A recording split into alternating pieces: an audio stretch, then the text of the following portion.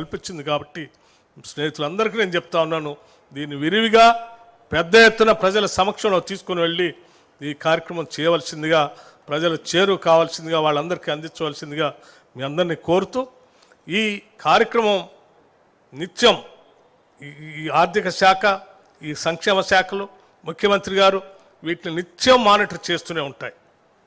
దాంతోపాటు అవసరమైన మేరకు బ్యాంకింగ్ వ్యవస్థతో కూడా మానిటర్ చేసి ఎస్ఎల్బిసి మీటింగ్ పెట్టి వారితో కూడా ఒప్పించిన తర్వాతనే ఈ కార్యక్రమం తీసుకున్నాం. కాబట్టి ఇది అత్యంత విజయవంతమైనటువంటి కార్యక్రమం.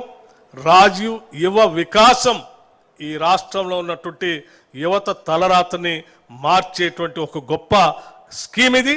ఈ స్కీమ్ని పెద్ద ఎత్తున ప్రజల్లోకి తీసుకొని వెళ్ళవలసిందిగా మీ అందరు కోరుతూ, ఇటువంటి మహత్తర కార్యక్రమం చేయటానికి అవకాశం కల్పించినటువంటి కాంగ్రెస్ పార్టీకి, ముఖ్యమంత్రి గారికి, మన నాయకత్వానికి అందరికి కూడా నేను హృదయపూర్వకంగా ధన్యవాదాలు తెలియజేసుకుంటూ ముగిస్తా ఉన్నాను. I wish you all the best.